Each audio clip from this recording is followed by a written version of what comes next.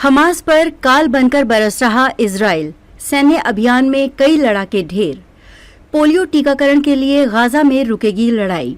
Israel Gaza के West Bank में लगातार सैन्य अभियान चला रहा है। 2 दिनों में करीब 16 फिलिस्तीनियों की मौत हो गई। इजराइल ने तुलकरम की एक मस्जिद में छिपे 5 पाकिस्तानी लड़ाकों को भी मार गिराया है, जिसमें एक स्थानीय कमांडर अबू शुजा शामिल है। इजराइल ने बुधवार को वेस्ट बैंक के शहरों की घेराबंदी कर एक साथ बड़ा सैन्य अभियान शुरू किया था, जिसमें 12 फिलिस्तीनी लड़ाके मारे गए थे। इजराइल गाजा के वेस्ट बैंक में लगातार सैन्य अभियान चला रहा है। 2 दिनों में करीब 16 फिलिस्तीनियों की मौत हो गई है। इनमें फिलिस्तीनी इस्लामिक जिहाद के सैन्य खुफिया कमांडरों में से एक ओसामा गदाल्लाह भी शामिल था। गदाल्लाह दक्षिणी गाजा के राफार क्षेत्र में इजरायली हमले में मारा गया। 10 से अधिक वांछित आतंकवादियों को गिरफ्तार किया गया।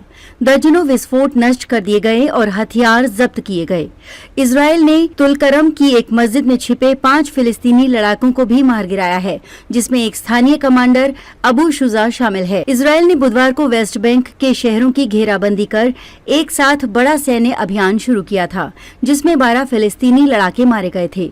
इस्लामिक जिहाद आतंकवादी समूह ने पुष्टि की है कि मोहम्मद जाबेर, जिसे अबू शुजा के नाम से जाना जाता है, तुलकेरम शहर में एक छापे के दौरान मारा गया। इजरायली सेना ने कहा कि गुरुवार सुबह मारा गया अबू शुजा इजराइल पर हुए कई हमलों में शामिल था। सेना ने कहा कि अन्य कई फिलिस्तीनी लड़ाकों को तुलकेरम शहर में चलाए अभियान में गिरफ्तार किया गया है। वहीं हमास के पूर्व प्रमुख खालिद मशाल द्वारा इजरायली सेना पर आत्मघाती बम विस्फोट के आह्वान के बाद इजरायली सुरक्षा कैबिनेट की बैठक बुलाई गई है, जिसमें ऐसी किसी स्थिति से निपटने पर चर्चा की जाएगी। ब्रसेल्स में यूरोपीय संघ के विदेश मंत्रियों की बैठक में इजराइल पर नागरिकों को निशाना बनाने का आरोप लगाया गया। आयरलैंड और ब्लॉक के शीर्ष राजनयिक ने गुरुवार को कहा कि गाजा और वेस्ट बैंक में मरने वालों की संख्या बढ़ने के कारण यूरोपीय संघ को इजराइल के साथ अपने संबंधों पर पुनर्विचार करना चाहिए।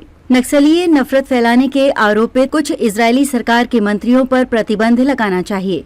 उधर ईरान के संयुक्त राष्ट्र मिशन ने बुधवार देर रात कहा कि यमन के हौती विद्रोहियों ने मानवीय और पर्यावरण संबंधी चिंताओं को ध्यान में रखते हुए लाल सागर में जल रहे ग्रीक ध्वज वाले तेल टैंकर की सहायता के लिए टगबोट और बचाव जहाजों को अनुमति देने पर सहमति व्यक्त की है। इजरायली बंधकों के परिवारों ने गुरुवार को सीमा के पास विरोध प्रदर्शन किया और उनकी रिहाई सुनिश्चित करने के लिए समझौते की मांग की। 107 बंधकों में से कुछ के रिश्तेदार उनकी तस्वीरें लेकर सीमा से लगभग 2 किलोमीटर दूर दक्षिणी इजराइल में किबुत्ज निरिम में एकत्रित हुए थे। उन्होंने गाजा में घुसने का प्रयास भी किया। विश्व स्वास्थ्य संगठन के एक वरिष्ठ अधिकारी ने गुरुवार को बताया कि इजरायली सेना और हमास ने लगभग 6,40,000 बच्चों को पोलियो टीकाकरण के लिए गाजा पट्टी में संघर्ष विराम के लिए सहमत हैं।